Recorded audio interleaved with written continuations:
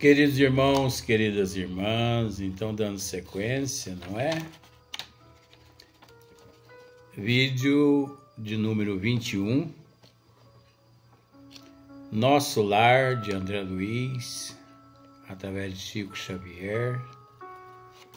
Toda honra e toda glória a eles, não é?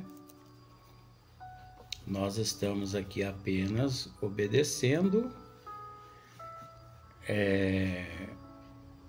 um trabalho que nos foi confiado, né? Por eles, posso assim dizer, por eles. Por eles quem, Luiz? Por eles. Então vamos ao que interessa. Nas zonas inferiores, dando sequência na mensagem, na passagem de André Luiz naquele local.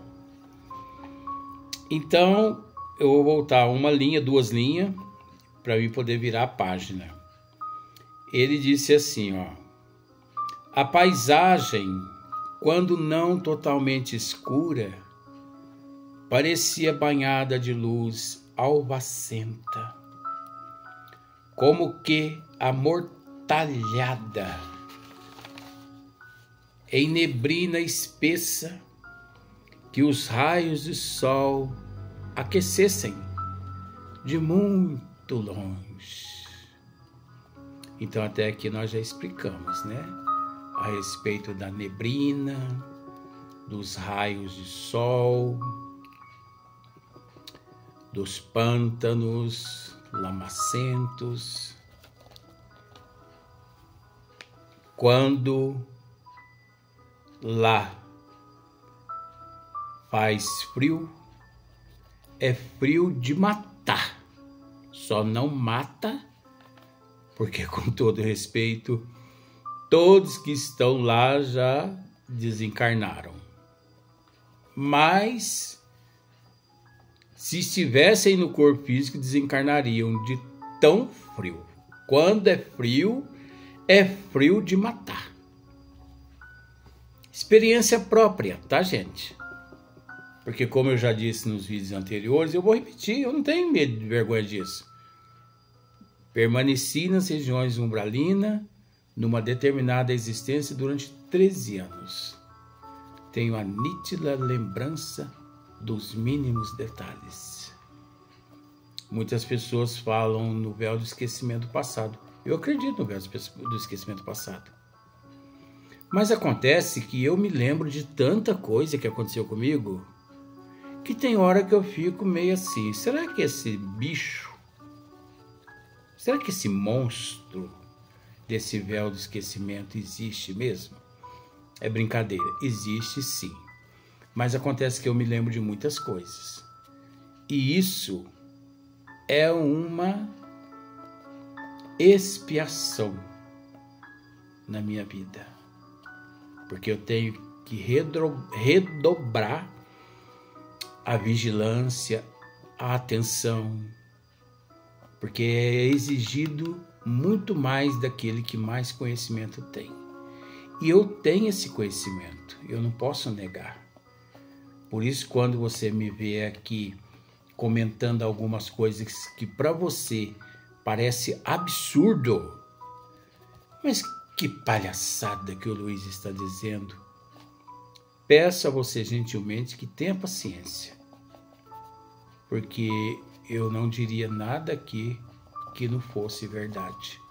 Porque eu não posso usar a doutrina dos espíritos para transmitir mentira. Então tenha paciência, porque em dado momento, na evolução, você vai ficar sabendo dessas situações que a gente narra aqui, né? Então, mas também lá quando faz calor, é de matar também.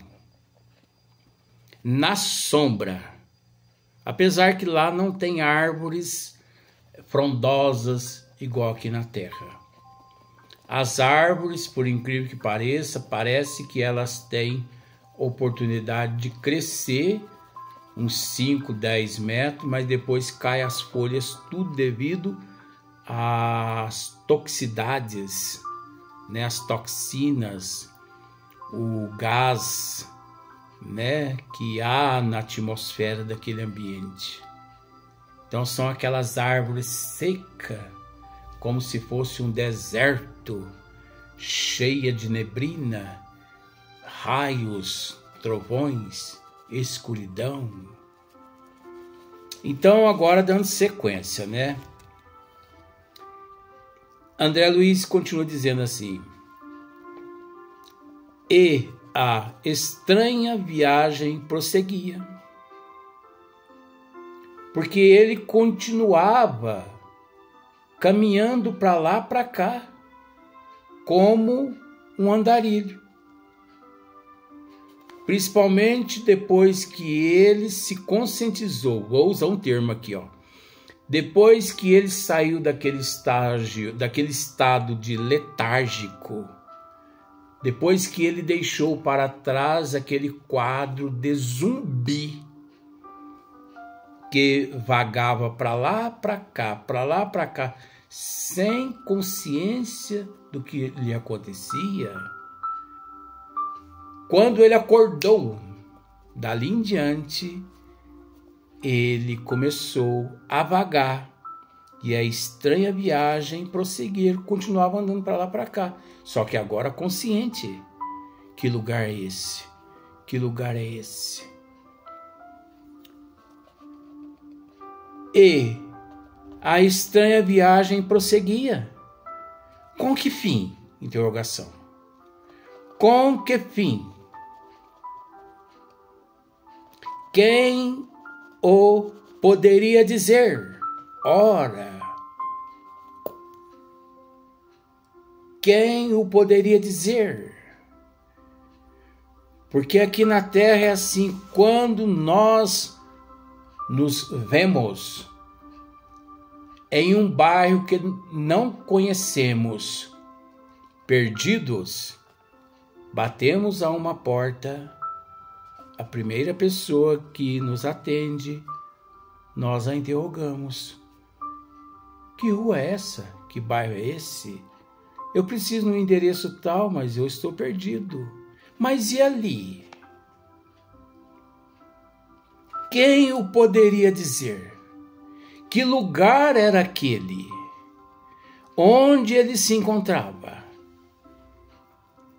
Que região tenebrosa, obscura e ao mesmo tempo neblinas, ranger de dentes para tudo quanto é lado,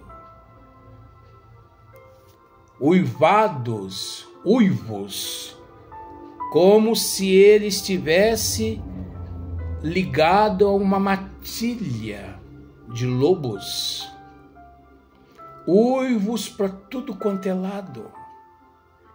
Mas não eram lobos, e sim zoantropia, licantropia, seres que aparentemente foram induzidos àquela forma animalesca. Por isso, traziam a fonação.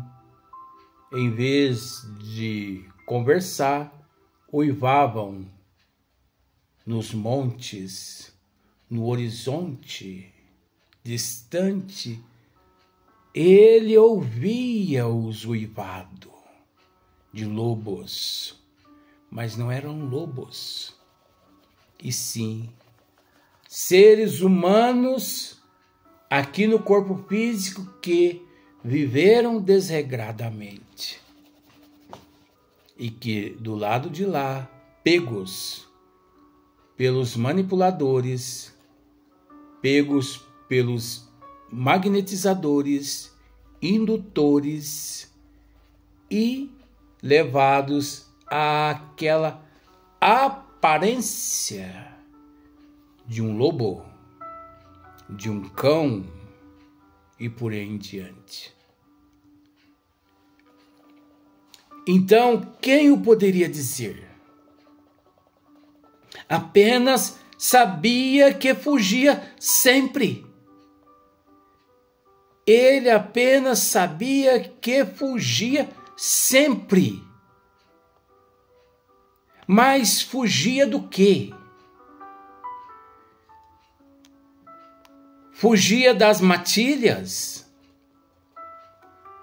Fugia dos simbólicos fantasmas? Simbólicos monstros que ele via nas penumbras? Fugia da sombra, da fome? Fugia do temporal, das neblinas, das chuvas ácidas, dos raios? Fugia ele dos gases tóxicos oriundos das defecações e das urinas de todos os seres que ali se encontravam? Fugia ele dos gases tóxicos provenientes dos desequilíbrios das mentes que ali se encontravam? Porque é preciso dizer que aquelas mentes perturbadas, aquelas mentes em conflitos que ali se encontravam, que formavam na atmosfera daquele ambiente nuvens carregadas de partículas que criavam os trovões, os raios e as chuvas ácidas que caíam sobre eles mesmos. Porque é preciso entender que Deus, Jesus, os benfeitores espirituais jamais criariam estas nuvens para torturar aqueles teus filhos que ali se encontravam. Tudo ali obra daqueles seres que ali se encontravam. Como eu posso dizer, ali eles colhem o que plantaram. Plantaram jiló aqui na terra, lá eles colhem e comem jiló. Mas é preciso entender, é preciso dizer, que aqueles que aqui na terra plantaram maçã, moranguinho, foram benevolentes e indulgentes para com a humanidade, para consigo mesmo. Ao deixar o corpo físico, nem perceberam e nem percebem quando desencarnam. Minha avó é exemplo disso na minha família, que eu posso dizer. Minha avó que está aqui presente. Minha avó, meu pai, saía de manhã, 5 horas da manhã, para trabalhar na roça. Ele carpia café. Eu não tenho vergonha disso, gente. Oxe, que isso? Não tenho vergonha mesmo de dizer a respeito da minha vida, minha família, de mim, de todos, a minha origem. Não, eu tenho orgulho de ter vindo uma família dessa. Se meu pai e minha mãe soubessem o quanto eu os amo, eles não sabem o amor que eu tenho por eles. Então, minha avó morava com os meus pais na época. Então, meu pai levantava 4:30 da manhã, 4 horas, para fazer almoço, para ele pôr no embornar. Eu vou usar até os termos. Ele põe no embornar, no caldeirão, no embornar, e ia trabalhar. Mas antes de sair para trabalhar, ele fazia o café. E minha avó, que está aqui do lado, não vai dizer não, porque é verdade. Café hoje está caro, hein? Não está baratinho igual naquela época não, hein? Não aproveita não. Parece doido, né? Então meu pai fazia café, punha na garrafa dele e levava uma xicrinha para minha avó. É um prazer eu dizer isso para você, porque eu vou te mostrar o que aconteceu com minha avó, que está aqui nesse livro. E ela sentava ali no leito dela e tomava o cafezinho, uma xicrinha, e voltava e deitava, não é? Tomava e deitava, tomava e deitava. Todo dia uma xicrinha de café. Uma xicrinha pequenininha assim, esmaltada. Eu não me esqueço disso. Só que, e todo dia, meu pai saía para trabalhar, depois dessas cenas todas. Benção, mãe. Deus te abençoe, meu filho. Vai com Deus. Beleza até aí, né? Só que vai lá um dia, minha avó levanta, espertinha, né? Levanta não. Meu pai vai lá levar uma xicrinha de café para minha avó. Ela, muito espertinha, porque sabendo que o café é caro e que não tem café de lá, deu golpe no meu pai. Deu golpe, sim. Não vem me desmentir, não. Só deu golpe, sim. Se não tivesse dado, eu não estaria dizendo. Tem cabelo, ó. É falta de tegretol isso aqui, viu, gente? Mas não, é porque ela tá aqui do meu lado brincando comigo. Minha avó... Mãe, sim, pois não, meu filho. Olha o cafezinho. Ela tomou cafezinho, gente. Café gostoso. Deitou. Pegou a malinha dela. Picou a mula. Deixou meu pai chupando dedo. Porque meu pai termina de arrumar o almoço dele e fala assim: mãe, já estou indo, benção, fica com Deus. A velhinha não respondeu nada. Mãe, ô mãe, benção. A velhinha não respondeu nada. Velhinha sim, naquela época velhinha, só para estar rejuvenescida, bonitona hoje. Naquela época era uma cangaia.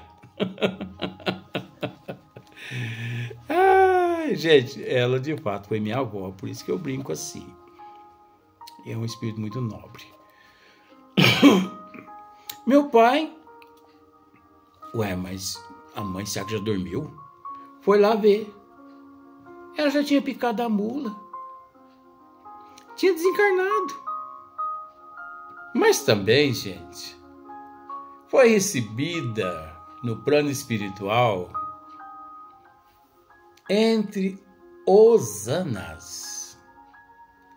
Porque essa veinha no corpo físico, ela era parteira, ela realizou mais de 2.000 partos naquela época, na roça. Teve um centro espírita na roça, gente, sem saber ler. Não sabia escrever o próprio nome dela, Leontina Luiza de Moraes. Tô humilhando a senhora não, vó? Contando a verdade. Caramba. Ela não sabia ler e se manifestava através do campo vibracional dela. Dr. Bezerra de Menezes, Eurípides Barçanufo, que receitava através da psicografia. Ela era médium psicógrafo. Quando terminava a receita, terminava os trabalhos, ela se levantava e se dirigia ao público, que eram muitas pessoas, e dizia: se alguém aí tem leitura, porque eles usavam esse termo assim, se alguém aí tem leitura, por favor, vem aqui na frente ler essas mensagens para mim, porque eu não sei ler. Olha, gente. E ali Bezerra de Menezes e Eurípides Barçanufo deixavam mensagens e mais mensagens de medicamentos, que naquela época ela morava na cidade, numa roça próxima a Iberaci, Franca. Medicamentos que naquela época só eram encontrados em São Paulo. que demorava mais de mês para chegar até Ibiraci. É ou não é um espírito de escola, vovozinha? Graças a Deus, eu sou rodeado por pessoas iluminadas. Então, eu tenho até medo quando eu retornar à pátria espiritual, por não ter dado valor a esses seres. Agora só fica quietinha, né? Falei espírito de Skol, só não tá pensando em cerveja não, né? Porque só não pode tomar cerveja, né? Skol, mas espírito de Skol, né? Espírito nível evoluído. Nessa Skol aqui da Terra não, viu, vó? Presta atenção, hein? Então, eu estou querendo dizer isso para mostrar para você que o espírito evoluído, a pessoa evoluída, ele não tem medo, ele fecha o olho para cochilar. Vou dar uma cochiladinha. Vira para o lado, fecha o olho. E quando abre os olhos na pátria espiritual, aureolada de luz e amparada pelos amigos espirituais. Bem-vindo, Leontina, bem-vindo à pátria verdadeira do Espírito. Bem-vindo, Leontina. Então, narrando aqui a respeito de André Luiz, conforme já dissemos em vídeos anteriores, não é generalizando devido à desigualdade evolutiva. Mas eu não posso deixar de dizer também o que eu disse em relação à minha avó, né? Então, apenas sabia que fugia sempre. O medo me impelia de roldão. Que medo, não é? Imagine, que medo. Uivos para tudo quanto é lado. Aquele lugar desconhecido, você acordou no lugar desconhecido, cabelo eriçado, maltrapilho, lamas, raios, trovões, neblina, monstros de tudo quanto é forma, fantasmas que na verdade não são fantasmas, são espíritos ali sofredores, gargalhadas, seres xingando, blasfemando, reclamando, ranger de dente, seres chorando. Aquelas cenas de mulheres que muito abortaram aqui na Terra, André via elas segurando o útero nas mãos. É a consciência. O medo me impelia de roldão. Onde o lar? Cadê meu lar? Onde o lar? A esposa? Onde está minha esposa? Cadê? Cadê minha esposa? O que aconteceu comigo, gente? Os filhos, cadê meus filhos? Que houve? Alguém me explique.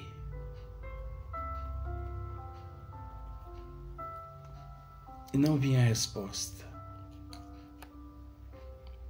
Perdera toda a noção de rumo. Ele perdera a noção de rumo.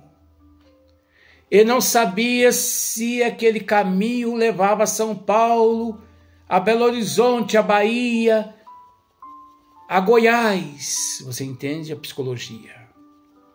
Tudo escuro, tudo enegrecido, neblina para tudo quanto é lado. Eu não sabia para onde estou indo.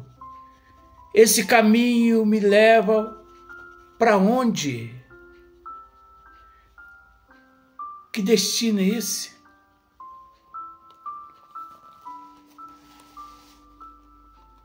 o receio do ignoto e o pavor da treva absorviam-me todas as faculdades de raciocínio. Aquele pavor absorvia-lhe todo o raciocínio. Logo que me desprendera dos últimos laços físicos, em pleno sepulcro. Eita, voltando agora a uma outra questão. Logo que me desprendera dos últimos laços físicos, em pleno sepulcro. Isso equivale a dizer que André Luiz, ele passou por um período preso também no túmulo onde o seu corpo foi sepultado. Aqui ele está dizendo: logo que me desprendera dos últimos laços físicos, em pleno sepulcro. Ele que está dizendo. Ele está dizendo que eles se desprenderam dos últimos laços físicos ali no sepulcro. Agora, quanto tempo ele lá no sepulcro permaneceu? Não sabemos. 1 mês, 2 meses, 3 meses, 1 ano? Não sabemos. Só ele que sabe.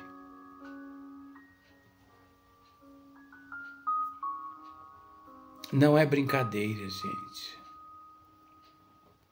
Muitas pessoas costumam dizer, mostrando algumas fotos de cemitério: aqui termina toda arrogância, todo orgulho, toda vaidade. Todos os ricos se igualam aos pobres e todos os pobres se igualam aos ricos. Mentira. Ali ninguém se iguala a ninguém. Ali não termina nada. Ali começa tudo. Ali dá-se uma sequência a tudo. É preciso entender isso. Aqueles que acordarem aqui no corpo físico não terão que acordar, nem nas colônias espirituais e nem nas regiões inferiores umbralinas. Vamos acordar, gente, enquanto nos encontramos aqui no corpo físico. Vamos para o próximo vídeo.